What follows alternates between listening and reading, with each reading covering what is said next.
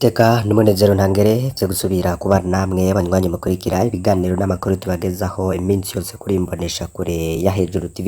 Uyu n'umwanya w'ayandi makuru twabateguriye kuri uyu mugoroba wo kuwa kabiri itariki ya 17 Nyakanga 2024. Tugiye kugaruka muri politike y'u Burundi, ntuze gucikwa.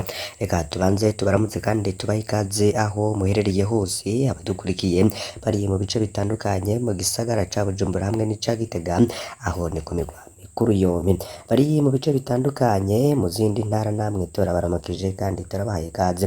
Bari ku mugabane wa Afrika no ku yindi migabane ya kure, namwe turabahaye ikaze ntimuze gucikwa. Muramenyereye ko tubatoreza inkuru zivugwa mu bisata bitandukanye harimwo hagati y'akazina muntu, umutekano, politike, bivugwa mu kibano, bitangazwa n'abategetsi, ingingo n'amatangazo bigenewe abenegihugu n'ayandi makuru menshi tuba twararonkeye biciye masoko yacu dufise irya anito. Ese ninde Varisito Ndayishimiye yavuze ko yashatse kumutembagaza? Amajambo President Ndayishimiye yakoresheje mu minsi iheze yarateye abantu ubwoba. Mu ijambo yashikirije ku itariki ya 18 ukwezi kwa gatandatu 2024, President Ndayishimiye yarashimitse ko hari abantu bashaka kuzana imigumuko mu gihugu bitwaje ubukene bw'igitoro. Naho yaca avuga ko abarundi ari intashima mu gikoraniro cari kimaze iminsi Nyabihanga. Amajambo y'imigumuko itegurwa yaragarutse. Kadundura yarabonetse no mu mpera y'ico gikorane ku itariki ya 22 ukwezi kwa gatandatu 2024, aho Ndayishimiye yatangaza ko hari indongozi yatumye igitoro kibura maze irabuza rwose ko hari bazana igitoro mu Burundi. Umutegetsi baritwaje ko yimirije kudeta mu Burundi, ahandi nawe akerekana ko ata mafaranga yo kuriha igitoro azoboneka. So umutegetsi Ndayishimiye agira ate ko amagorwa yose y'igihugu yoba ari inde? Yoba ari Reverien Kuriyo? Yoba ari General Prime Niyogabo? Yoba ari Gervais Ndirakobuca? Ese ubwo Sirempe na Nyarirondera Gervais Ndirakobuca? Ibi byose tugiye kubigarukako. Umuntu avuga ko afitanye imigenderanire mibi n'umukuru w'igihugu muri kino gendere tuna General Gervais Ndirakobuca, mushikiranganje wa mbere. Ikibazo cyo kumenya nimba yoshobora kubuza ko igitoro kiza, amasoko yacu avuga ko nk'umukuru wa leta ibigenewe ivyo bitoro ko Ndirakobuca yoshobora kubuza ico gitoro kuza. Kigoye kwemera nuko yo kubahuka kubikora ko mugaragara akoresheje izina ryiwe. Amasoko yacu yose yibaza ko Ndirakobuca rero kubahuka kwikwegera gutyo. Amasoko yegereye President Ndayishimiye yo akaba atangaza ko umukuru w'igihugu ikeka rwose ko Gervais Ndirakobuca hari imigambi mibi arimwo, yoba anamukeka ko hari amanama akora mu kinyegero bugorovye kagenda yiyoberanije akiyunguruza muri kamionete imwe gusa ari kumwe n'abapolisi bamucungera. Abandi bategetsi bo hejuru cyane bakekwa ko nabo nyene biyoberanya bagiye rero muri izo nama, ntidushimye no kuvuga ayo mazina. Kuva umushikiranganje wa mbere avugiye mu nama nshinga amategeko atanyisho afise ku kibazo c'igitoro, abegereye President Ndayishimiye barashavuye cane. Mu nkuru rero twabagejeje ko twabwiye ko n'imigambi yo guhagarika Gervais Ndirakobuca yari yafashwe mu iperereza mu gihe yari guhirahira agatangaza ko atanze imihuho. Birashoboka ko ubu naho abo ku ruhare rwa President Ndayishimiye baba bagira bate kuri Ndirakobuca ibijanye n'ibura ry'igitoro. Imvugo President Ndayishimiye yakoresheje Nyabihanga isa n'iyidahuye n'ukuri, kuko mu ndwi yari iheze mu nama nshingamateka umushikiranganje w'ikiga ca leta Audace Niyonzima yarerekanye neza ko Burundi bufise ingorane ikomeye yo kuronka amafaranga mvamakungu.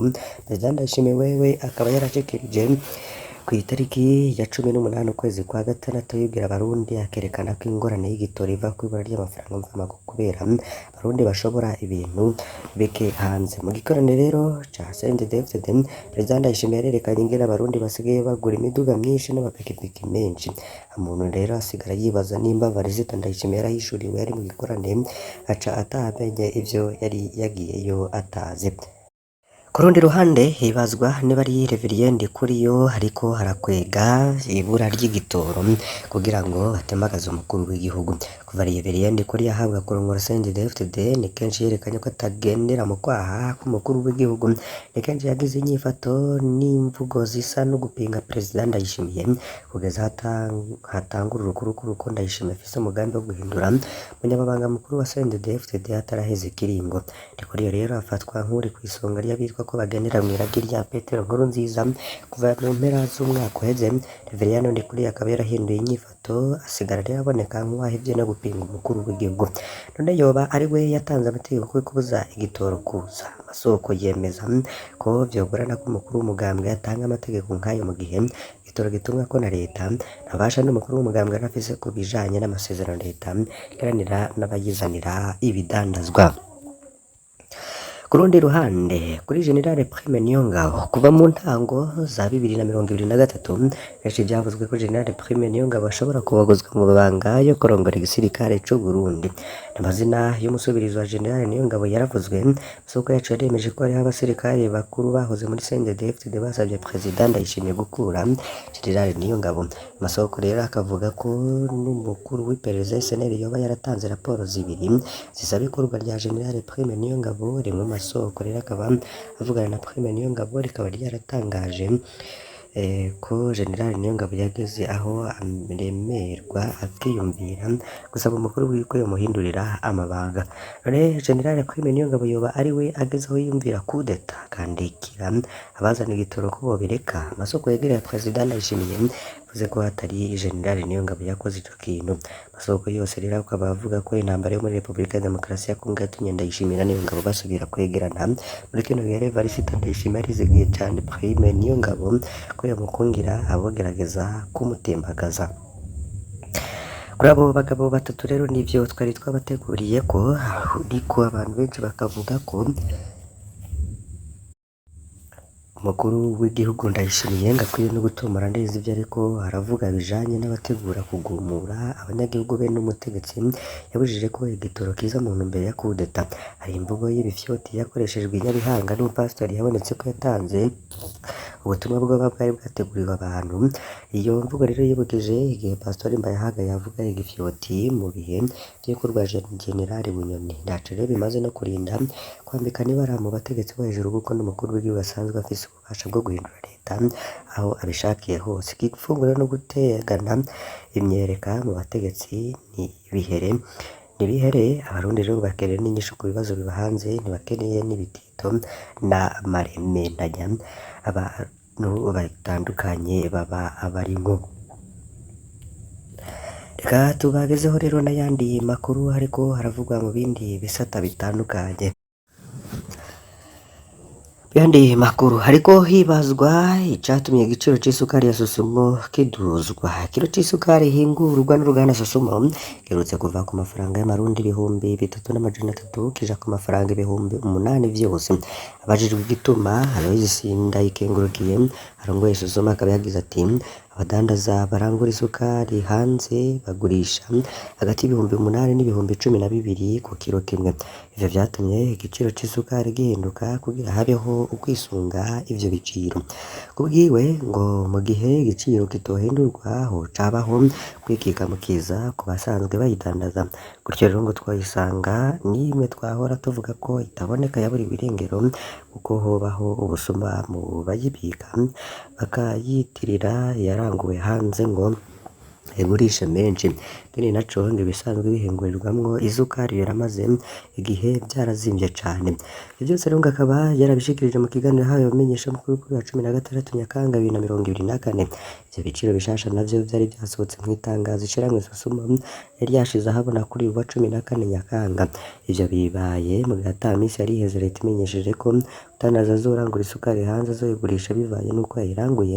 Mbere leta yari yanagabanyije amwe mu makoro atezwa kuyinjizwa ry'ico kidandazwa. Hari vyatumye rero habaho n'umwizero ko igiye kuboneka, ariko mu mwizero hamaze akanya rumara. Ishiramwe ry'abaguzi Abuko rikaba risaba ko habaho n'ivyirwa bishasha kuko ayo mafaranga ari menshi ngo ntawe rero vyakabonetse ikidandazwa gishobora kuduga ibice 130 kw'ijana. Se wewe wakiriye gute iduzwa riherutse kuba ku giciro c'isukari? Gira ico ushikiriza muri commentaire. Makuru atandukanye yandi ariko haravugwa nuko umutambukanyi mukuru w'igihugu Angeline Ndayishimiye ishirahamwe riraba ibijanye no gufungura kw'isi ni PAM ku kwitanga rero berekana mu gufasha gufungurira abana ku mashuri atandukanye rero akaba yabishikirije mu mibonano yagiranye n'userukira iryo shirahamwe mu Burundi CB Lawson Marriott kuva rero ku wa mbere ku kirimba kwa Ntare.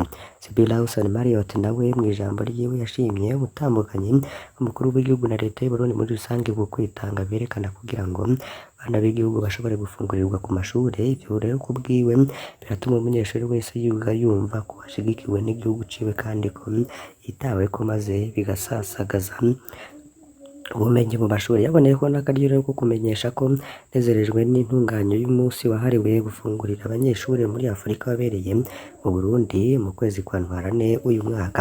Iryo koraniro ribaye mu gihe umwaka w'ishuri wa 2024 ushiri wa 2025 rero utanguye kuri uyu wa 16 Nyakanga. Amashuri rero atari make yo mu gihugu hagati uwo mugambi wo gufungurira abanyeshuri wari warahagaze ariko ubu bakaba bariko barasanura ibikondi bazotekeramwo imfungurwa z'abanyeshuri ndetse n'inzu zo gufunguriramwo. Mu bindi biriko biravugwa cane ikinyamakuru Radio Televiziyo Isanganiro kivuga ko imigambi 173 ariyo yaranguwe mu Burundi ifashwe mu mugongo ni Banki ya Afurika y'iterambere kuva mu mwaka w'igihumbi kimwe n'amajana icenda mirongo itandatu n'umunani. Burundi butanguye gukorana n'iyo banki yatwaye rero n'uburyo bungana hafi miliyaridi 2 z'amadolari. Userukira iyo banki mu Burundi akaba yarabivugiye mu bikorwa vyo guhimbaza imyaka 60 iyo banki ihurikiyemwo ibihugu 54 vyo muri Afurika ihevye ishinzwe.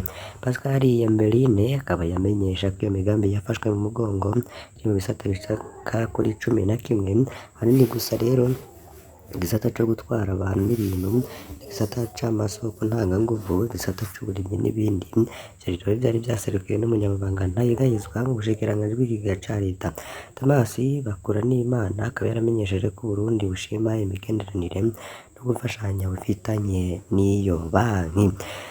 Bururi umunyororo w'ubuzima bwabo bwose n'indishi y'akababaro y'imiliyoni 100 z'amafaranga y'amarundi nico gihano sentare y'igisirikare yaciriye ku wa mbere Bururi abasirikare babiri batayirishe bazofunga umunyororo bagatsindikira imyaka 250 bagiriwe no gutegura rero no gushira mu ngiro icaha co kwica umuntu yakora akazi ko kunguza abantu kw'ipikipiki. Eric Ndayizeye akaba yariciwe ku mutumba Ndago muri komine Songa temagujwe imipanga wa 20 Ruhuma uyu mwaka. Abasirikare bato rero bakora mu ishure ry'ibisongerezi byitwazaga Bururi ntayicese rero bakaba bakomye bahakana icaha bavuga ko bari bacemeye mu matohoza yibanze kubera inkoni bakubiswe, ariko umushikiriza amanza yemeje ko bemeye ico caha atagahato. Yasiguye ko rero ndubasura ivyabona akibakura ko ataye bigeze berekana ariko ko ababatesheje pikipiki Eric yari yabunguruje ko bamenyesheje ko babonyemwo umwe muri bo abivuga ko rero bari bageze Murago muri komine Bururi bayivye. Umuryango rero wishwe ukabushima ko urubanza rwagenze ariko widoga ko rwari kuburanishwa mu manza zikibiraho kuko ngo bafatanywe itonga bagiheza kumwica. Tukengurukiye mwe mwese mudahwema kudukurikira mu biganiro n'amakuru tubagezaho. Mbasabe kugira ngo nimuze gucikwa n'ibindi bitandukanye muza gukurikira kuri iyo mboneshakure ya Hejuru TV. Imana ibahezagire.